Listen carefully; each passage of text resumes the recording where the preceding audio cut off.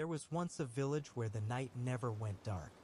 Not because the sun refused to set, oh no, the sun came and went just as it should. But when the stars blinked into the sky, they found reflections waiting for them below. Dozens upon dozens of lanterns, glass globes on tall poles and little ones swinging from porches, lit up the seaside village of Marrowmere like a second sky. Each lantern held a small piece of starlight. Not a candle, not a firefly, not a bulb, but true starlight gathered in the old ways and tended with gentle hands. It was a delicate art practiced only by the Lanternkeeper. And for the last 17 years, the Lanternkeeper had been Elin. She was not old, not young, not particularly loud, nor particularly shy. She simply was. People in Marrowmere trusted her the way they trusted the tides. Each night before the stars fully emerged, she would climb the winding path to the lighthouse. It stood at the village's edge, high on the cliffs where waves sang against the rocks like lullabies. With her cloak of deep blue and a pouch full of oilstones, Elin would light the main lantern, the one atop the tower, before walking back through the village, checking each lantern, murmuring soft greetings to them. The lanterns whispered back. Not in words, not exactly. But Elin could feel them. Each one had its own mood, its own memory. Some liked to hum. Some were quiet thinkers. Some flickered excitedly at the scent of sea salt or the rustle of dry pine. She was accompanied always by her cat, Alo, a velvet gray creature with wide golden eyes and a tail that seemed to wag like a metronome. "You missed the harbor lantern again," Alo said one evening, tail twitching as he leapt onto the stone fence near the gate. Elin blinked. "Did I? Again? Third time this week?" Elin sighed, adjusting her shawl. "It's the wind. Plays tricks with the flame. Or you're distracted." She didn't reply. Instead, she looked out over the sea where the horizon shimmered with late blue light. Something was pulling at her lately, a dream just out of reach. The lantern at the top of the lighthouse was called Starwell.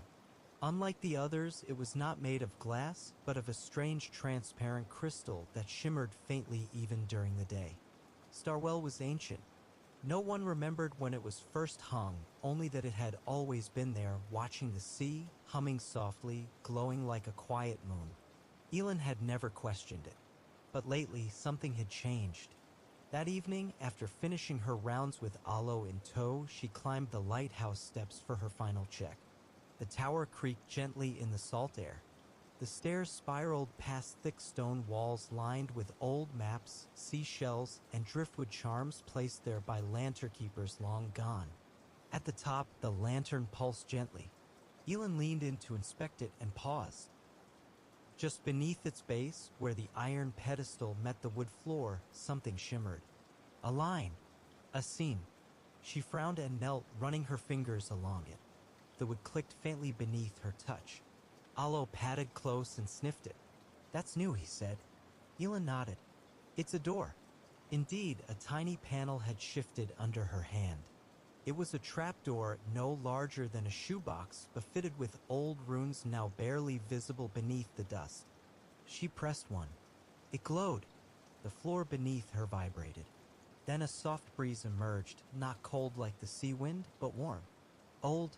It smelled of parchment, salt, and starlight. Elin looked at Alo. "You don't think." But he was already jumping back, tail fluffed out. "I don't like it. Feels like memory." She pulled the panel open. And there, inside the hollow space, was a key. Long silver, wrapped in sea twine. The next morning was wrapped in fog. Thick, blanketing, muffling every sound except the bell of the distant harbor. Elin stood in her kitchen, the key on the table between her and Alo. It gleamed even in the dim light. "It wasn't there before," she said quietly. "No," said Alo, "and the lighthouse doesn't make keys." Elin sipped her tea and stared at it. The key pulsed once, faint, like the lanterns did when they were excited. "I'm going back." She returned to the tower that afternoon, once the fog began to lift. As she climbed, she felt it again, the strange tugging in her chest, like a thread being pulled gently forward. The trapdoor responded the moment she approached. The key slipped in with an almost mechanical sigh, and the floor shifted, revealing a spiral staircase leading down, deeper than the foundation should allow. Lantern in hand, she descended. The steps grew colder, smoother. They turned from stone to old, worn brass, etched with constellations and tide maps. Alo followed silently, puffed slightly. Finally, they emerged into a vast chamber. It was impossible. Below the lighthouse, hidden for what must have been centuries, lay a great round room with a domed ceiling and walls covered in mirrors. In the center sat a ship. Small, elegant, carved from wood that shimmered blue-black like a whale's back. And at the tip of the mast, a lantern, unlit, but waiting. The ship was no ordinary vessel. Its hull was smooth, carved from a dark wood that glowed faintly when Elin touched it. Strange runes spiraled around its base, etched in a silver too fine to chip, too bright to fade. It rested not on water, but on a platform of stone, surrounded by canals that looked dry, yet shimmered faintly as if remembering waves. Alo padded slowly up the gangway. She's been sleeping a long time. Elin followed, her boots echoing faintly. How is this here? The better question, Alo said, leaping to the prow, is why it's waking up now.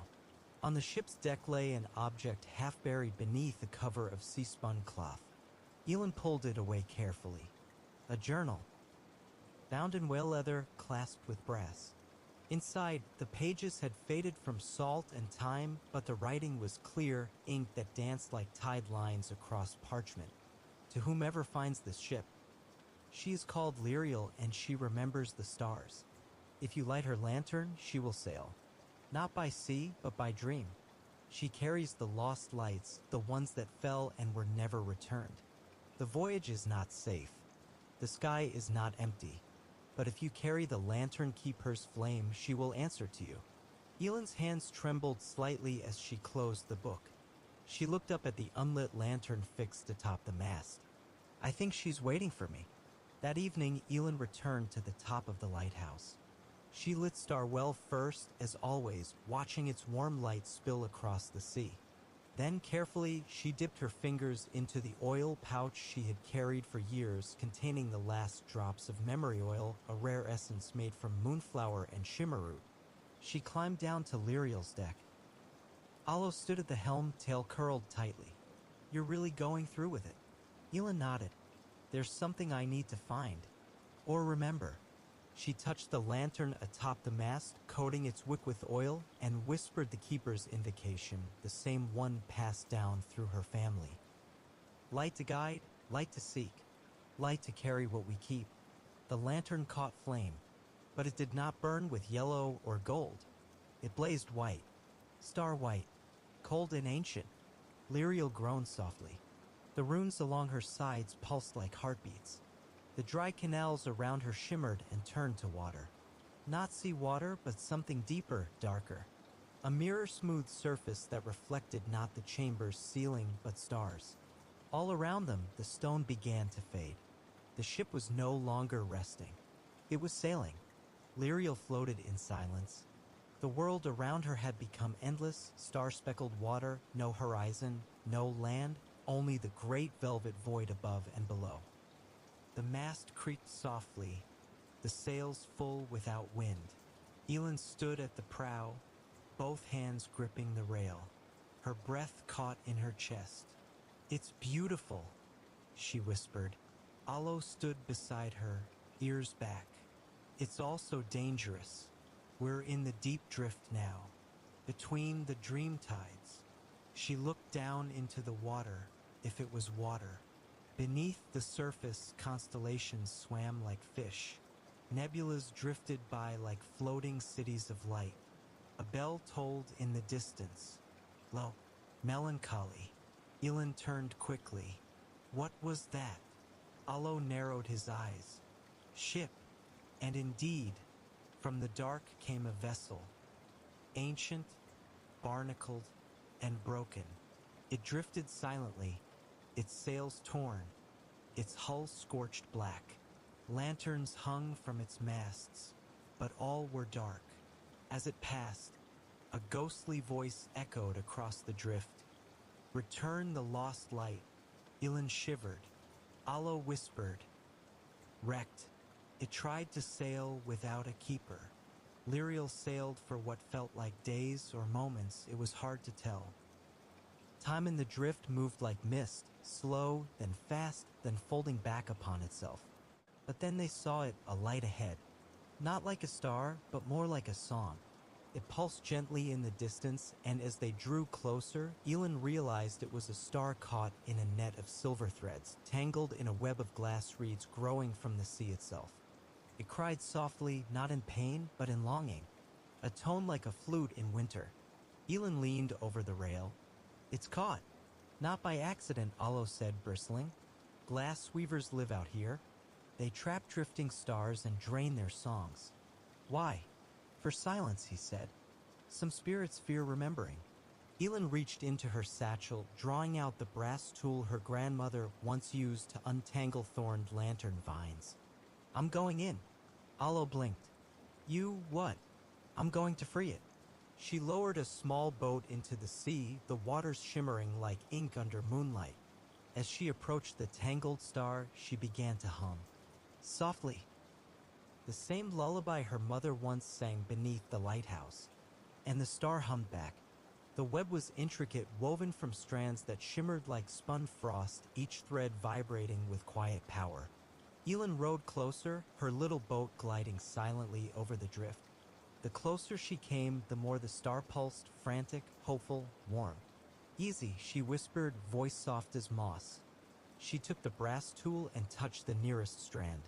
It shimmered and coiled defensively, but she traced a spiral in the air with her free hand, invoking the keeper's promise. "I'm not here to trap you," she said. "I'm here to remember." At that, the threads quivered and began to relax. She worked slowly, cutting gently, loosening knot after knot. With each thread released, a memory stirred in the air, children laughing on the shore, a lullaby over a cradle, the hush of falling snow. The star's light grew brighter, its song fuller. Finally, the last thread snapped free. The star hovered, trembling, then darted around her in a glowing arc. It touched her chest, just once, then rose into the sky, leaving behind a trail of light that curved like a ribbon. From the Lyriel's deck, Alo exhaled. "She did it," he muttered. Elin rowed back, lantern in hand. "That was only the first," she said, climbing aboard. "There are more. I can feel them." The drift was waking. That night, as Lyriel drifted through a stretch of skywater where the stars hung low like fruit, Elin lit the deck lantern for warmth. The flame inside danced strangely, not upward but sideways, and then downward, flickering across the deck as if it had a mind of its own. Then, without warning, it began to form shapes. Not random ones, images. A map. Elin knelt beside the lantern, watching as the flame flickered into coastlines and stars' capes, arcs and points of glowing light. "What is it?" she asked. Alo peered closely. "A route, but not of this world." Elin traced a point that glowed brighter than the others. "That's the heart of the sea, isn't it?" "The deep light convergence," Alo corrected, his fur standing slightly. "Where lost stars are drawn when they're too old to remember their names." "Can we reach it?" "Only if we pass the Whispering Archipelago and the Sea of Forgotten Names." Elin stared into the map, heart pounding. She didn't know how she knew, but she did. Her purpose lay there, where stars forgot themselves. She rolled the map flame gently into a glass orb and hung it beside the helm. "Then that's where we sail." Days passed, or seemed to. Lyriel sailed through drifting starlight and comet rain, through currents made of music and shadows. Then, one quiet morning, the sea grew still. Ahead lay a chain of islands, black as basalt, shaped like crescent moons and broken keys. The Whispering Archipelago. Elin anchored just offshore of the first island. The air was thick with old voices. Not loud, just constant murmuring. They came from the rocks, the trees, even the sand beneath her feet. Whispers of every shipwreck, Alo said. Every lost name.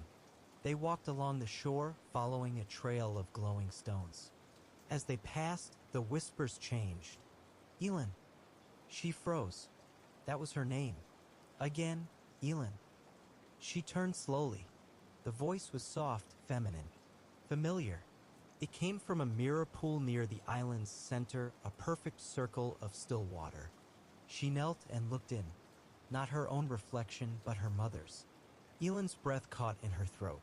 The face in the pool was exactly as she remembered, kind eyes, laugh lines, hair swept back beneath a Lanternkeeper's scarf.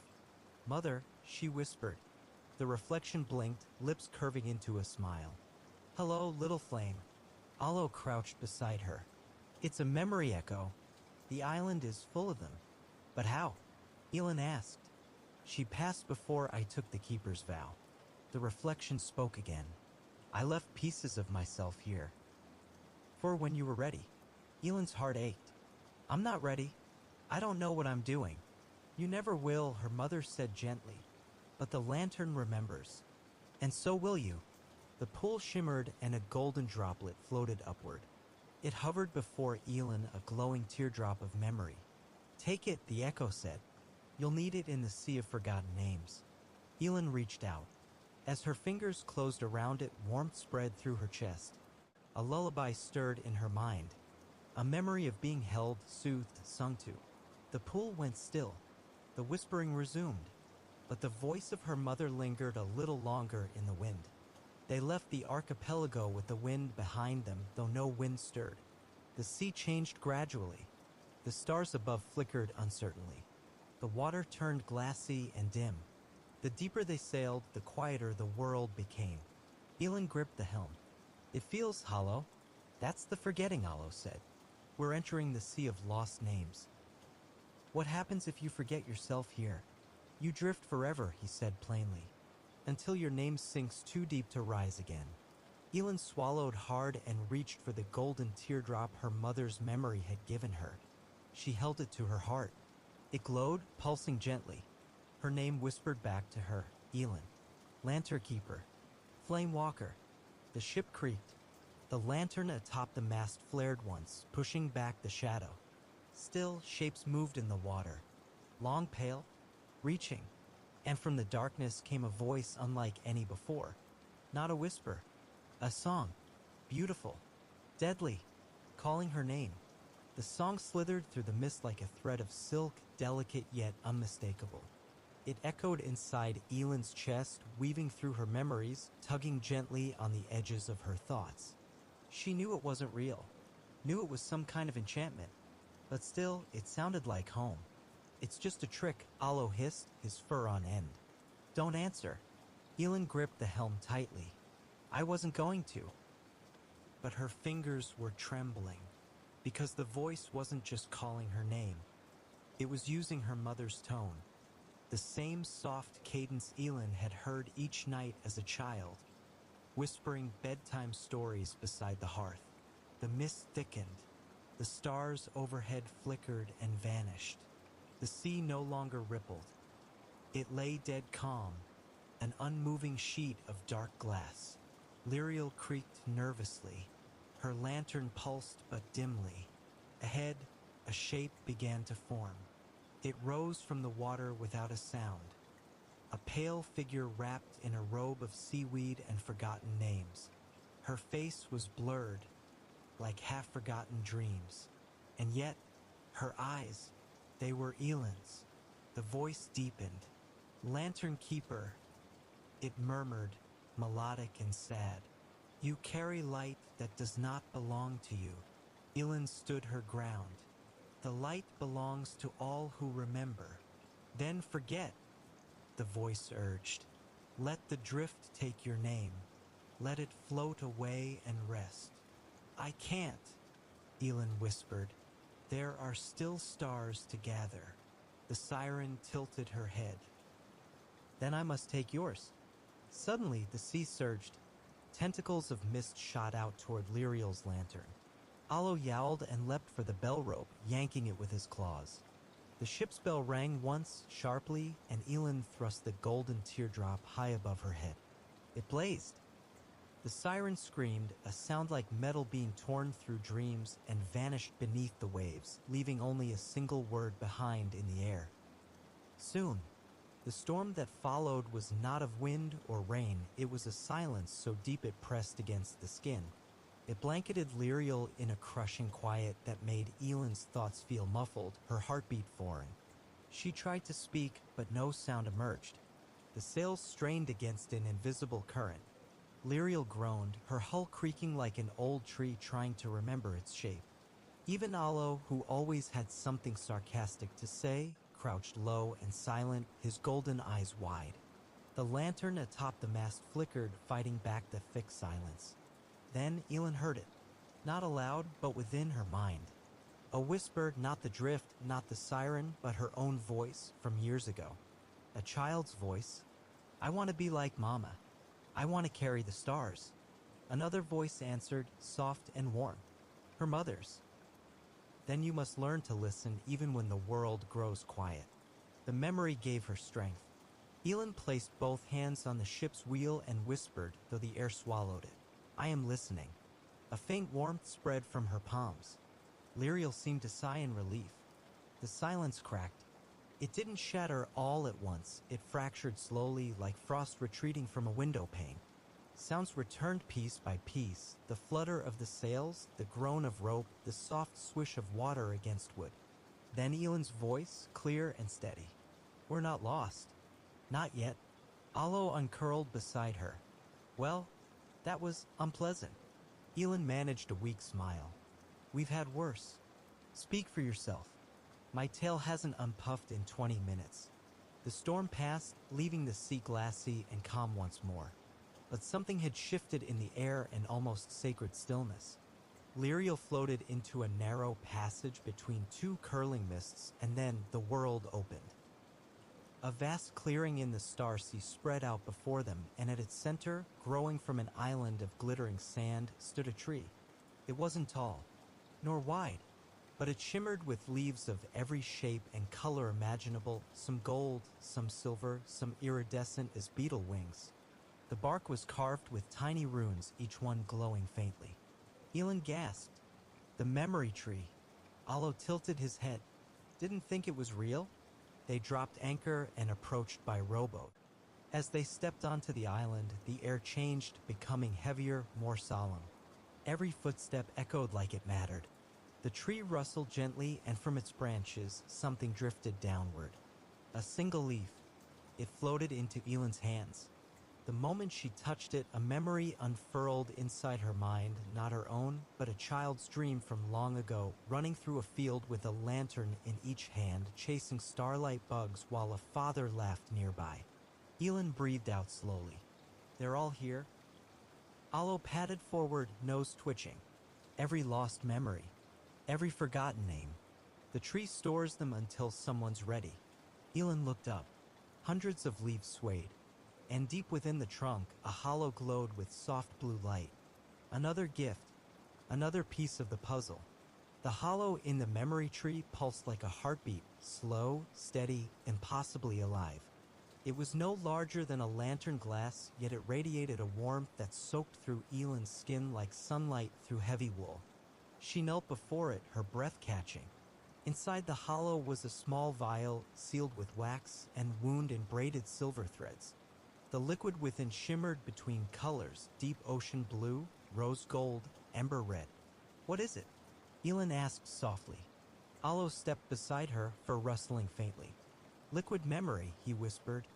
Distilled by the tree. It only gives one vial per keeper. Elend touched it gently. The wax melted away at her touch, and the threads unraveled themselves as though greeting her fingers. She didn't drink it. Not yet. Instead, she cradled it in her hands and let it speak. And speak it did. Memories unfurled in her mind, not just singular moments, but whole lives, a fisherwoman who sang to the stars each night before casting her net, a child who once lit a lantern in a snowstorm to guide her father home, a sailor who wrote letters in the sky with light and never lived to see them returned. Elend wept, not out of sadness, but out of awe, of reverence, of remembering what mattered. "They're trusting me," she said aloud. Alo's tail wrapped gently around her ankle. "Then don't let them be forgotten." She tucked the vial into her satchel, nestled safely between the journal and the golden tear. As she stood, the tree rustled again. Another leaf drifted down, brushing her shoulder before joining the sea. "Time to move," Elin whispered. The path was waiting. They left the island in silence, reverence clinging to their clothes like mist. Lyriel sailed steadily, her lantern burning brighter now, strengthened by the memories returned. But peace, as always, was fleeting. The sea ahead darkened, not from cloud nor night, but from something vast beneath the surface. A shape. A ship. No, something worse. A trawler. Unlike Lyriel, the trawler was not made to carry light. It consumed it. Its hull was carved from bleached bone and rusted iron. Black sails drooped like rotted wings, and hanging from its masts were cages. Cages filled with whispering stars. The closer they got, the colder the air became. Lyriel's lantern dimmed, flickering uncertainly. "They're trapped," Elin breathed. "Those stars, they're still alive." Alo's ears flattened. "That's a harvest ship. They hunt lights that stray too far. Then we have to stop it." "Stop it," Alo growled. "You don't stop a harvest ship. You hide from it, or pray it passes." But Elin's eyes had gone fierce, fire catching in their depths. "We have a keeper's flame. We have memory, and we're not leaving them behind." She reached into her satchel, pulling free the memory vial. "Light doesn't ask for permission," she said. She uncorked the vial. The moment the vial opened, a beam of light burst forth, quiet but blinding, like 1,000 gentle dawns all at once. It didn't flare outward like fire. It unfolded. It filled the space between the Lyriel and the harvest ship like a dome of warmth and clarity. Every memory within the liquid spilled into the air, each one golden, tangible, humming with song. The trawler shrieked, not from any voice, but from its structure. Its hull shuddered, sails crumbling into mist. The cages rattled as the light bled through their locks, and one by one, the trapped stars flickered, then flared. Elin held the vial high, her voice steady. "I see you," she whispered. "You were remembered." The first cage burst open. The star within danced once around the mast, then soared skyward, leaving behind a trail of color that split the dark. Then another, and another. Alo pressed against Elin's leg. "You're waking them." "They were never truly gone," she said. The harvest ship buckled, with cracking, bones snapping as if memory itself had taken root inside it. A tree of light burst through its center, splitting it from within. Moments later, all that remained was mist and silence, and a scattering of freed stars, glowing like grateful fireflies. Elin sat heavily on the deck, hands trembling. Alo licked her wrist once. "You did good." The freed stars did not flee. Instead, they circled Lyriel, trailing soft spirals of light through the air. One by one, they approached Elin, hovering just close enough to touch, pulsing gently. "They're thanking me," she murmured, tears slipping down her cheeks. Alo blinked slowly. They remember what it was to be held. Elin rose shakily, the wind pulling at her cloak. The stars sang, not in notes, but in vibrations like joy humming through the bones of the ship. Then, in perfect unison, they spiraled upward and vanished, leaving behind a single object. It hovered just above the deck, a lantern, but not like the others. This one was made of starlight and memory. Its frame shifted with the angle of her gaze, sometimes silver, sometimes bone, sometimes brass. It pulsed with a soft, inner rhythm. Alive. When she touched it, it settled into her palm as though it had always belonged there. "What is it?" she asked softly. Alo blinked. "A gift. A Freestar lantern." "They made it for me?" "No," he said. "They made it of you." The lantern floated upward and anchored itself just beside Lyriel's mast, humming in tune with her heartbeat. Elin didn't speak again for a long while. She simply listened. The sea changed again, not in fear, but in purpose. The waves became gentle, guided. The stars overhead clustered together, forming a long, glimmering trail through the sky.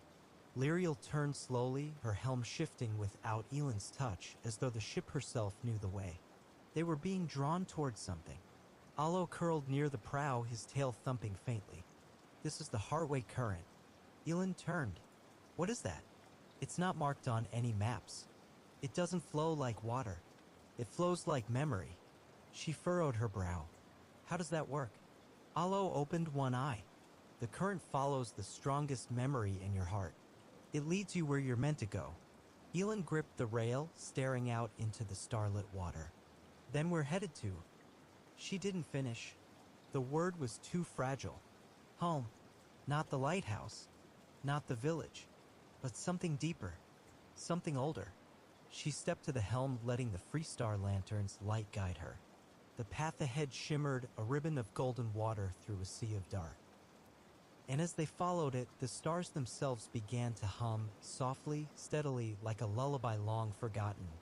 As Lyriel drifted along the glowing ribbon of the Heartway current, the sky above began to shift. Stars that had hung still and quiet for the entire voyage now stirred with sudden purpose. They trembled, shimmered, and then began to move, and not falling, not shooting, but forming shapes. Lines of golden light drew between them, connecting one star to another until a great arc stretched across the sky. A bridge. A constellation alive. Elin leaned on the rail, mouth slightly parted. Are they guiding us? Alo's eyes glowed faintly. No. They're becoming the path. The bridge wasn't in the sky alone. As above, so below, the same stars began to pulse within the sea, reflecting the shapes overhead. Slowly, the water beneath Lyriel brightened, forming a twin arch of light. We're sailing on a mirror of the sky, Elin breathed. The ship groaned once, then lifted. It rose not by force, but by light, drawn upward as though caught in a soft net of celestial memory. The water beneath it fell away, or perhaps the sea became sky. It was impossible to tell. Everything was quiet. Not silent, but reverent. Like the hush in a temple before a song. The bridge ahead curved into darkness, vanishing into a horizon made of gold and dusk. Elin gripped the helm. Let's find out where it leads. And with a gentle pull of the Freestar lantern, Lyriel sailed forward into the stars. The further they followed the constellation bridge, the more the stars began to shimmer, and not just passively. They pulsed like hearts. Some even descended from the sky in soft arcs of light, floating beside Lyriel as though curious. They weren't stars anymore. They were beings. Small, flickering creatures made of glassy light and long, ribbon-like wings. They resembled fireflies grown into grace. Each hovered silently, their movements matching the rhythm of Elin's breath as if listening to her soul. Alo crept behind a barrel, watching them warily. Star spirits, he whispered. Guardians of the deep drift. Elin raised her lantern. Are they dangerous? If you lie, Alo said. They only follow those who carry truth in their hearts. The star spirits circled her once, gently brushing her hair and shoulders with cool, tingling light. One even landed briefly on her palm before vanishing into mist. Then a vision came. It wasn't in her eyes, but in her mind. She stood in a garden of white flowers under a crescent moon. Someone was singing. A lullaby. Her lullaby. The star spirits showed her a memory, her own, untouched, unspoiled, as if to remind her she was still herself. When she blinked again, they were gone. Only the scent of moonflowers remained. Just beyond the end of the bridge, Lyriel began to descend. The sea returned not gently, but with gravity. A soft splash, a rolling wave, and then they were afloat once more. Ahead loomed a cave. But not any cave. It was carved into the sky itself. A dome of swirling mist and fractured stars that led downward into the sea like a tunnel turned inside out. The entrance shimmered with warnings, glyphs etched in wind, warnings written in falling stardust. Elin squinted. Skyfall Cavern. Alo sat upright. That's where stars go when they die. Then why are we being called there? Alo stared at her. Because not all of them do. With a steely breath, Elin raised the Freestar lantern. The entrance brightened, shimmering open like a curtain of silver rain. Inside, it was neither cold nor warm, neither sea nor air. The space bent around them, glowing with faint remembrances. Discarded dreams floated past, Snippets of lullabies, forgotten names, unspoken wishes. They passed one shaped like a letter, another like a cradle, and one small and trembling shaped like a heart. Are these lost forever? Elin whispered. No, Alo said, watching. They're waiting for someone to believe in them again. At the heart of the cavern lay a chamber. It was vast, silent, and circular. Its floor mirrored the stars. Its ceiling echoed the sea. In the center stood a pedestal of dark stone, and atop it sat a lantern. This one was not lit, but it was unlike any Elin had seen. Its frame was cracked. Its glass was dim. Inside, a single ember pulsed faintly, barely alive. She approached slowly, reverently. The still flame, Alo said. The first lantern ever made. Elin's breath caught. It's still here, only barely. When the first keeper failed, they buried the flame here, hoping it might heal. Elin knelt beside the pedestal. Can I rekindle it? If you try, and you're not ready, Alo warned, you'll lose your light too. She hesitated. The ember was so small, so tired, but it was still trying. Elin reached into her satchel, pulling out the golden tear. She pressed it against the lantern's glass, and then, from her own chest, she whispered, I believe in you. The ember pulsed, once, twice, then flared. The lantern lit, softly, gently, but truly, and somewhere far away, a baby cried for the first time under starlight. As the still flame rose into the air, hovering above its pedestal, the chamber came alive. Light bloomed from every wall, rune, and ripple. The sea above turned into a tapestry of shifting color, like sunlight through stained glass. Memories sang from every stone. Then came the sound of footsteps. Elin turned. From the far side of the chamber, a figure approached. Clad in robes of sea blue and dust gray, their face was hidden beneath a deep hood. Yet when they spoke, the voice was unmistakably familiar. Her own. Elin. The figure stepped closer. I am the part of you you left behind. The part that feared the voyage. Elin swallowed hard. Why now? Because the still flame only lights for those who accept themselves. Completely. Elin reached out. Her echo took her hand, and for a moment they stood as one. The echo smiled. You're ready now, to carry the heart light. Elin turned toward the center of the chamber. Each night, Elin stood beside the tree, watching as lanterns were lifted gently by vines of light, woven into the canopy. With every new arrival, the tree shimmered brighter. The village had become a sanctuary, not just for the lost, but for the seeking. Children were now born under its glow. Sailors left bits of driftwood with their names carved in. Healers said the light eased pain, though no one could explain how. Poets wept beneath it, writing verses they hadn't known they carried. And each night, Elin lit one lantern from her satchel, never speaking the name aloud, but always remembering. You've built a beacon, Aerith told her one evening. Elin shook her head. I just held the flame.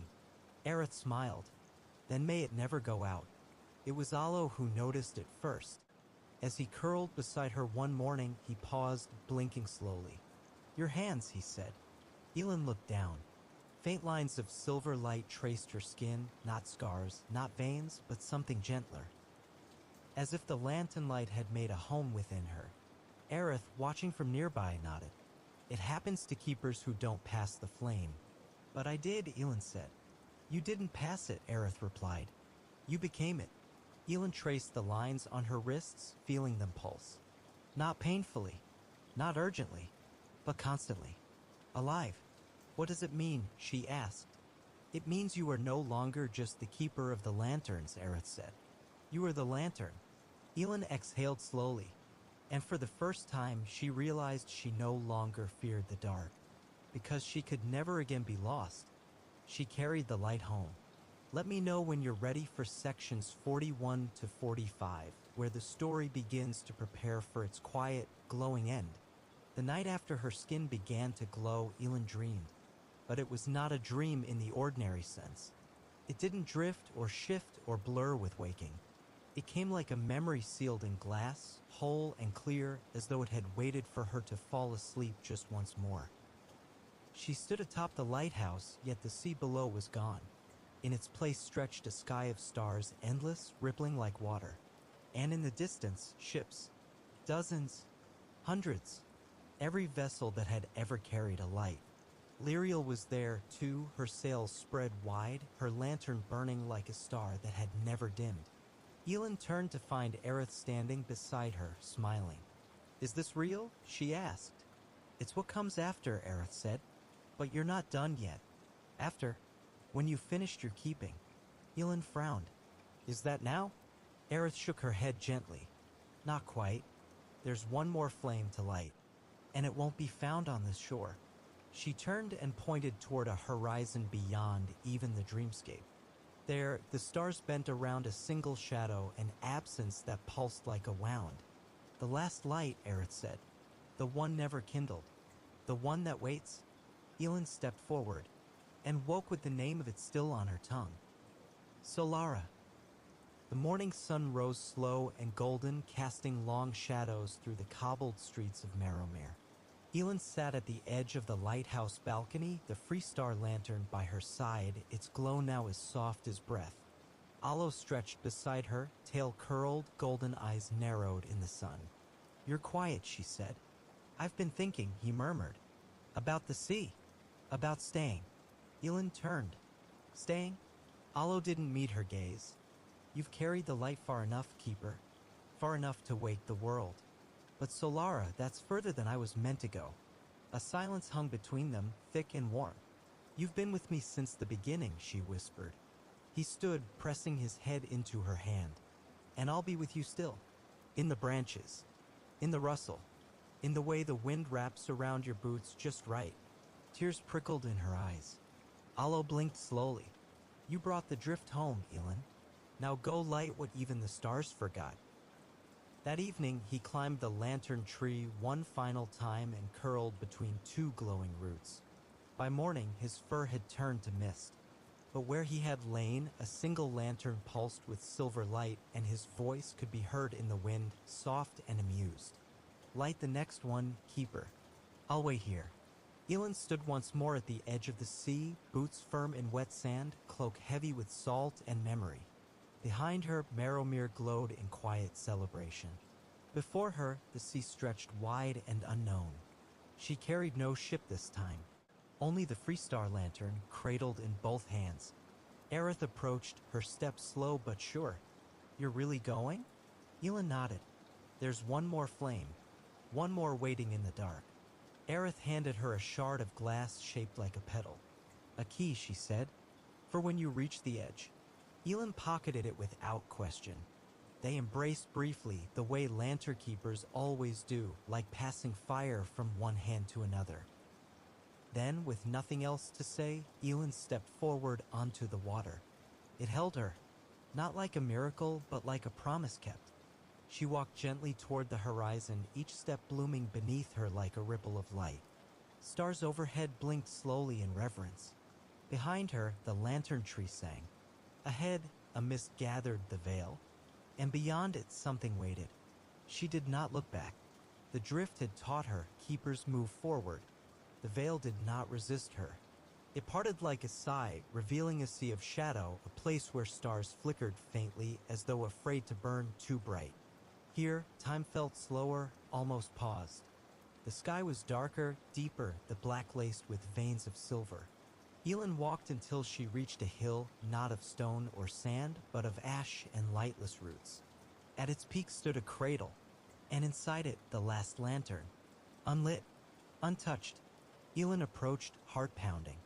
It was beautiful even in dormancy. Its frame was crystalline but clouded, its wick intact but fragile. Around its base were carvings, names of people who had almost reached it, almost lit it, almost believed. She placed the Freestar lantern beside it, then knelt, touching her palm to the unlit glass. "I remember you," she whispered, "even if the world forgot." She breathed out slowly, and the lantern stirred, faintly, then more, and then at last it lit. With no flame, but with color. All colors. A burst of every memory, every name, every keeper who had ever dared to walk forward. Solara had awakened, and the sky knew it. Elin stood alone atop the hill of Solara, now radiant with roots of light stretching through the ash and dust. Around her, the sea stirred gently, the stars moving with renewed rhythm as if the universe itself was exhaling. The last lantern floated beside her, no longer fragile but full, its glow pulsing not just from its core, but from hers. She had become part of it. A keeper, yes, but now also a spark. Above, a trail opened, not sky, not sea, but something in between. A ribbon of violet and gold that pointed back toward Marrowmere. "Go," whispered a voice, not hers, not Alo's, but the drift itself. And so she did.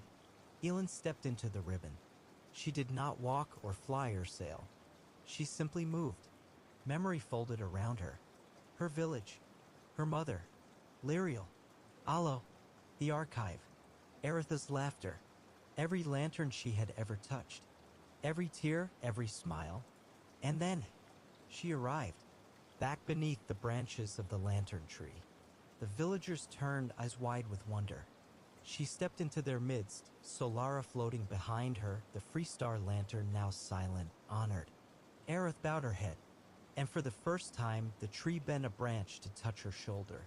"Let me know when you're ready for the final sections 46 to 50, where the story finds its gentle, earned conclusion." The lantern tree stood still as Elin approached, Solara glowing softly in her hands. The villagers gathered in silence, not out of fear or awe but reverence. Even the youngest children, those who hadn't yet learned the Keeper's lullabies, seemed to understand. This moment mattered. Aerith stood beside the trunk, one hand gently resting on its bark.